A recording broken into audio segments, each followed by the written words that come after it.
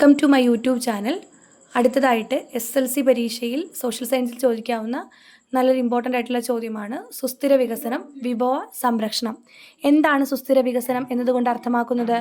ഭാവി തലമുറയ്ക്ക് അവരുടെ ആവശ്യങ്ങൾ നിർവഹിക്കുന്നതിനുള്ള കഴിവിന് കോട്ടം തട്ടാതെ വർത്തമാനകാല ആവശ്യങ്ങൾ നിറവേറ്റാൻ സാധിക്കുന്ന രീതിയിലുള്ള വികസനമാണ് സുസ്ഥിര വികസനം. അപ്പോൾ ഭാവി തലമുറയ്ക്ക് അവരുടെ ആവശ്യങ്ങൾ നിർവഹിക്കുന്നതിനുള്ള കഴിവിന് കോട്ടം തട്ടാതെ വർത്തമാനകാല ആവശ്യങ്ങൾ നിറവേറ്റാൻ സാധിക്കുന്ന രീതിയിലുള്ള വികസനമാണ് സുസ്ഥിര വികസനം. സുസ്ഥിര വികസന ലക്ഷ്യങ്ങളെ കൈവരിക്കുന്നതിനും ഭൂമിയെ കാത്തു രക്ഷിക്കുന്നതിനും നമുക്ക് നല്ലൊരു നാളേക്ക് വിഭവങ്ങൾ സംരക്ഷിക്കുന്നതിനുള്ള പ്രവർത്തനങ്ങളിൽ ഏർപ്പെടാം. അതുപോലെ എന്താണ് വിഭവ സംരക്ഷണം? വിഭവങ്ങളുടെ ശ്രദ്ധാപൂർവമായ ഉപയോഗമാണ് വിഭവ സംരക്ഷണം എന്നതുകൊണ്ട് അർത്ഥമാക്കുന്നത്. വിഭവങ്ങൾ എന്താണോ അത് ശ്രദ്ധാപൂർവമായിട്ട് ഉപയോഗിക്കുക, ഭാവി തലമുറയിലേക്ക് കരുതി വയ്ക്കുക.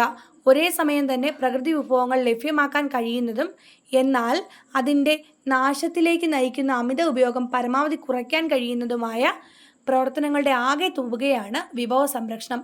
ഇവിടെ സുസ്ഥിര വികസനത്തിൻ്റെ പ്രസക്തി നമുക്ക് മനസ്സിലാകും. Okay, thank